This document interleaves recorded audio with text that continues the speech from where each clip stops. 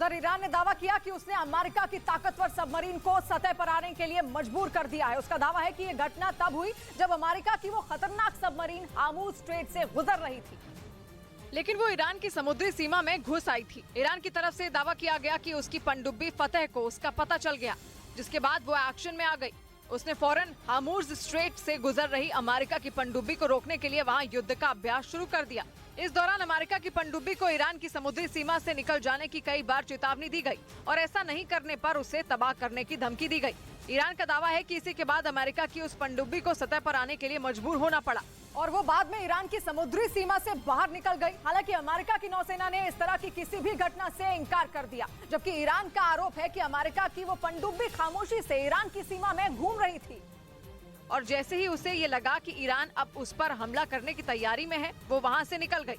हालांकि कुछ रोज पहले ही पश्चिमी मीडिया ने दावा किया था कि अमेरिका ने अपनी ताकतवर सबमरीन USS फ्लोरिडा को ईरान की सीमा के पास पहुंचा दिया है, जिसके बाद ये अटकलें लगाई जाने लगी थी कि ईरान और अमेरिका युद्ध के मुहाने पर खड़े हैं और उनके बीच किसी भी वक्त जंग छिड़ सकती है। इस दौरान ईरान ने भी अमेरिका पर जंग भड़काने का आरोप लगाया था।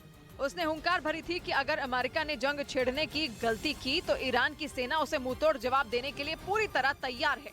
और दोनों के बीच ये खींचतान तब शुरू हुई जब अमेरिकी नौसेना ने सबमरीन USS फ्लोरिडा को ईरान की सीमा के पास तैनात करने का ऐलान किया था। उस वक्त ये दावा किया गया था कि बाइडेन की ये सबमरीन पश्चिमी एशिया में ईरान की सीमा के पास पहुंच भी चुकी है, यानी ईरान पर नकेल कसने के लिए अमेरिका ने पूरी तैयारी कर ली थी। एक रिपोर्ट के मुताबिक USS फ्लोरिडा एक न्यूक्लियर पावर्ड सबमरीन है।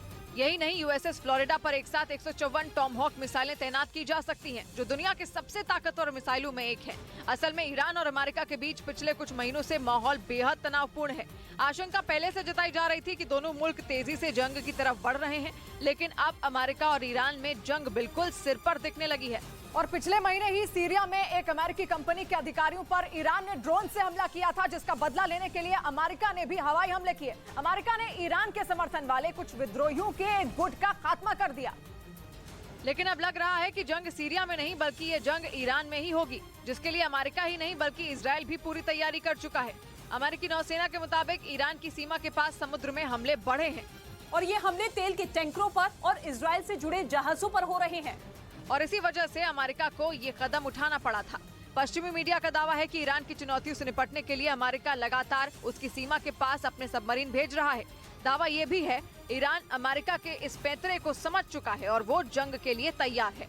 इस बीच कैरेबियाई देश क्यूबा की राजधानी हवाना पहुंचे रूस के विदेश मंत्री की फजीहत हो गई। उनका विरोध करने के लिए वहां अमेरिकी दूतावास पर यूक्रेन के झंडे के रंग की रोशनी जलाई गई, जबकि रूस के विदेश मंत्री वहां क्यूबा के साथ रूस के रिश्तों को और मजबूत करने के लिए पहुंचे थे, क्योंकि क्यूबा भी यूक्रेन जंग में रूस का समर्थन करता आया है। इसलिए अमेरिका ने यूक्रेन के साथ अपना समर्थन दिखाने के लिए वहां उसके झंडे के रंग की रोशनी कर दी।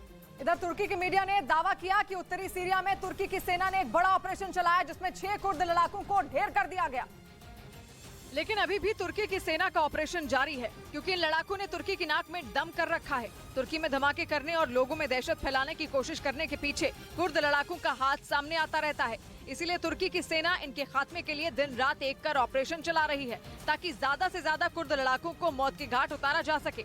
असल में तुर्की के लिए लंबे समय से कुर्द लड़ाके सिरदर्द बने हुए हैं, इसीलिए इनके सफाई के लिए तुर्की की सेना लगातार इन पर हमले करती रहती है, जिसके बाद में कुर्द लड़ाके भी तुर्की से बदला लेने के से पीछे नहीं हटते।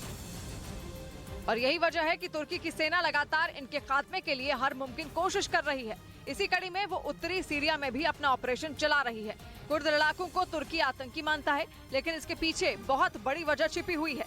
जानकारी के मुताबिक कुर्द लड़ाकों और तुर्की के संघर्ष में अब तक 40,000 से ज्यादा लोगों की मौत हो चुकी है, जिनमें बच्चे और महिलाएं भी शामिल हैं।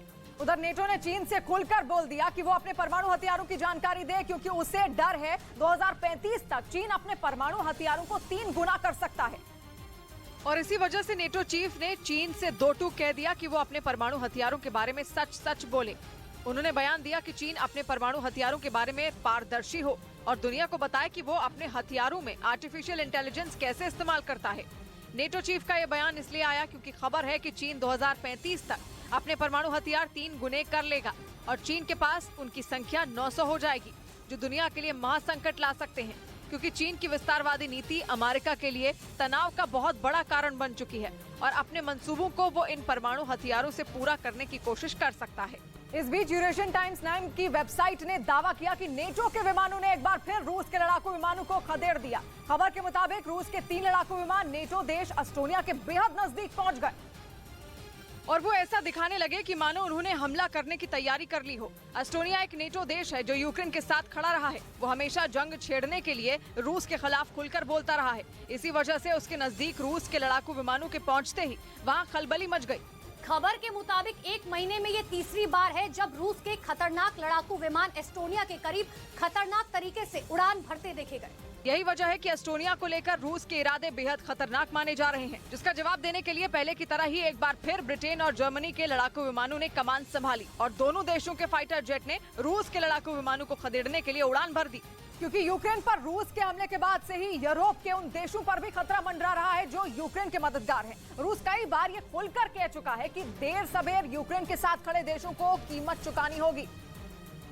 इसी वजह से नेटो के पूर्वी छोर यानी कि पोलैंड, रोमानिया और बाल्टिक देशों पर खतरा बढ़ रहा है, क्योंकि जैसे जैसे जंग आगे बढ़ रही है रूस की परेशानी भी बढ़ रही है। नेटो देशों की मदद की वजह से यूक्रेन को पस्त करने की रूस की हर कोशिश फेल हो रही है। माना जा रहा है कि रूस यही बौखलाहट पोलैंड, रोमानिया, लिथुआनिया, लातविया और एस्टोनिया पर भी भारी पड़ सकती है, जिन्हें पुतिन के खौफ से बचाने के लिए नेटो ने वहां की सुरक्षा बढ़ा दी। पोलैंड में अमेरिका के सैनिक और लड़ाकू विमानों के साथ अपाचे हेलीकॉप्टर तैनात हैं, तो लातविया में वो मिलिट्री ड्रिल करके रूस को चेतावनी देता रहा है। एस्टोनिया में तो ब्रिटेन ने अपनी वायुसेना की फ्लीट की तैनाती कर रखी है।